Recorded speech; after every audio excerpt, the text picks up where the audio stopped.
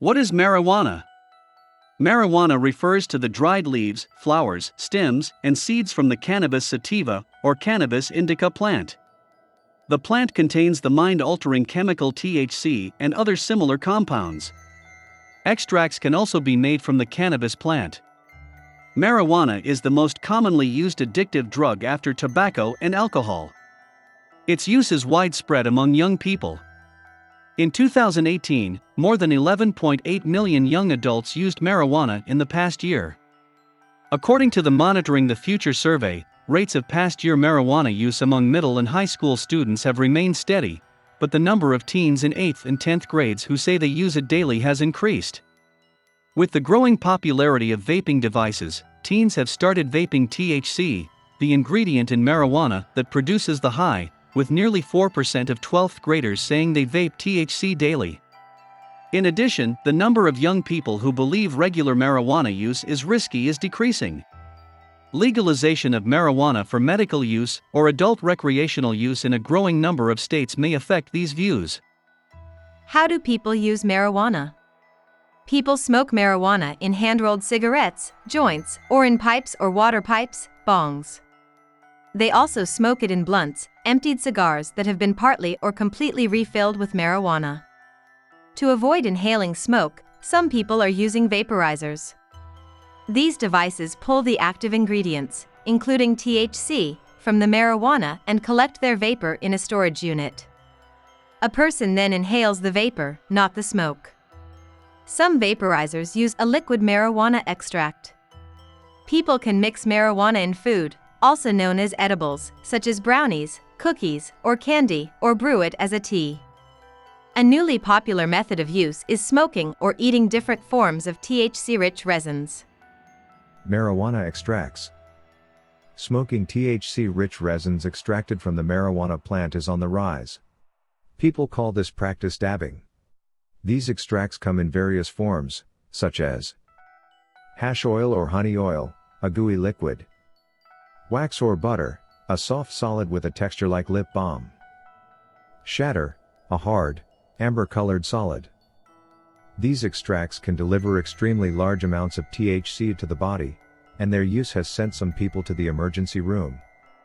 Another danger is in preparing these extracts, which usually involves butane, lighter fluid. A number of people have caused fires and explosions and have been seriously burned from using butane to make extracts at home. How does marijuana affect the brain? Marijuana has both short and long-term effects on the brain. Short-term effects. When a person smokes marijuana, THC quickly passes from the lungs into the bloodstream. The blood carries the chemical to the brain and other organs throughout the body. The body absorbs THC more slowly when the person eats or drinks it. In that case, they generally feel the effects after 30 minutes to 1 hour. THC acts on specific brain cell receptors that ordinarily react to natural THC-like chemicals. These natural chemicals play a role in normal brain development and function. Marijuana overactivates parts of the brain that contain the highest number of these receptors. This causes the high that people feel. Other effects include altered senses, for example, seeing brighter colors; altered sense of time; changes in mood; impaired body movement; difficulty with thinking and problem solving; impaired memory; hallucinations, when taken in high doses; delusions, when taken in high doses; psychosis. Risk is highest with regular use of high-potency marijuana. Long-term effects. Marijuana also affects brain development. When people begin using marijuana as teenagers, the drug may impair thinking, memory, and learning functions and affect how the brain builds connections between the areas necessary for these functions. Researchers are still studying how long marijuana's effects last and whether some changes may be permanent. For example, a study from New Zealand conducted in part by researchers at Duke University showed that people who started smoking marijuana heavily in their teens and had an ongoing marijuana use disorder lost an average of 8 IQ points between ages 13 and 38. the lost mental abilities didn't fully return in those who quit marijuana as adults.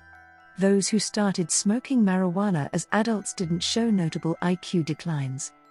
In another recent study on twins, those who used marijuana showed a significant decline in general knowledge and in verbal ability, equivalent to 4 IQ points, between the preteen years and early adulthood, but no predictable difference was found between twins when one used marijuana and the other didn't.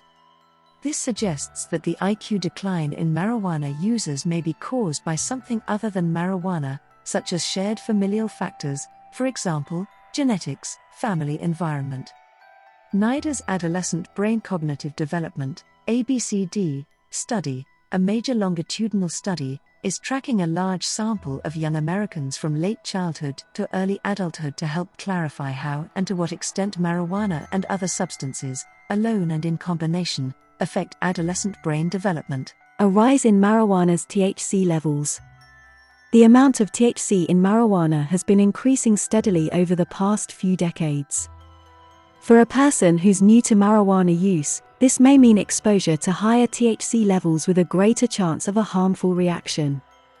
Higher THC levels may explain the rise in emergency room visits involving marijuana use. The popularity of edibles also increases the chance of harmful reactions. Edibles take longer to digest and produce a high. Therefore, people may consume more to feel the effects faster, leading to dangerous results. Higher THC levels may also mean a greater risk for addiction if people are regularly exposing themselves to high doses. What are the other health effects of marijuana? Marijuana use may have a wide range of effects, both physical and mental. Physical effects: breathing problems. Marijuana smoke irritates the lungs, and people who smoke marijuana frequently can have the same breathing problems as those who smoke tobacco. These problems include daily cough and phlegm, more frequent lung illness, and a higher risk of lung infections. Researchers so far haven't found a higher risk for lung cancer in people who smoke marijuana. Increased heart rate. Marijuana raises heart rate for up to 3 hours after smoking. This effect may increase the chance of a heart attack. Older people and those with heart problems may be at higher risk. Problems with child development during and after pregnancy. One study found that about 20% of pregnant women 24 years old and younger screened positive for marijuana. However, this study also found that women were about twice as likely to screen positive for marijuana use via a drug test than they state in self-reported measures. This suggests that self-reported rates of marijuana use in pregnant females is not an accurate measure of marijuana use and may be underreporting their use. Additionally, in one study of dispensaries, non-medical personnel at marijuana dispensaries were recommending marijuana to pregnant women for nausea, but medical experts warn against it. This concerns medical experts because marijuana use during pregnancy is linked to lower birth weight and increased risk of both brain and behavioral problems in babies. If a pregnant woman uses marijuana, the drug may affect certain developing parts of the fetus's brain. Children exposed to marijuana in the womb have an increased risk of problems with attention, memory, and problem-solving compared to unexposed children. Some research also suggests that moderate amounts of THC are excreted into the breast milk of nursing mothers. With regular use, THC can reach amounts in breast milk that could affect the baby's developing brain. Other recent research suggests an increased risk of preterm births. More research is needed. Read our marijuana research report for more information about marijuana and pregnancy. Intense nausea and vomiting. Regular, long-term marijuana use can lead to some people developing cannabinoid hyperemesis syndrome. This causes users to experience regular cycles of severe nausea, vomiting, and dehydration, sometimes requiring emergency medical attention. Mental effects. Long-term marijuana use has been linked to mental illness in some people, such as temporary hallucinations, temporary paranoia, worsening symptoms in patients with schizophrenia, a severe mental disorder with symptoms such as hallucinations, paranoia, and disorganized thinking. Marijuana use has also been linked to other mental health problems, such as depression, anxiety, and suicidal thoughts among teens. However, study findings have been mixed. Reports of deaths related to vaping. The Food and Drug Administration has alerted the public to hundreds of reports of serious lung illnesses associated with vaping, including several deaths. They are working with the Centers for Disease Control and Prevention, CDC, to investigate the cause of these illnesses. Many of the suspect products tested by the state's or federal health officials have been identified as vaping products containing THC, the main psychotropic ingredient in marijuana. Some of the patients reported a mixture of THC and nicotine, and some reported vaping nicotine alone. No one substance has been identified in all of the samples tested, and it is unclear if the illnesses are related to one single compound. Until more details are known, FDA officials have warned people not to use any vaping products bought on the street, and they warn against modifying any products purchased in stores. They are also asking people and health professionals to report any adverse effects. The CDC has posted an information page for consumers. Are there effects of inhaling secondhand marijuana smoke? Failing a drug test. While it's possible to fail a drug test after inhaling secondhand marijuana smoke, it's unlikely. Studies show that very little THC is released in the air when a person exhales.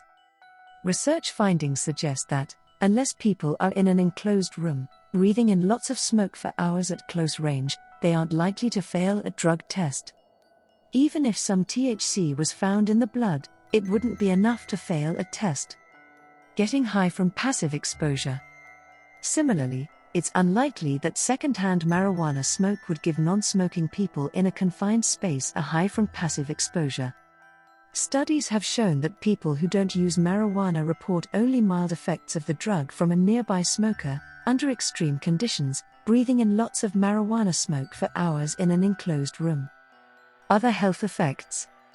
More research is needed to know if secondhand marijuana smoke has similar health risks as secondhand tobacco smoke.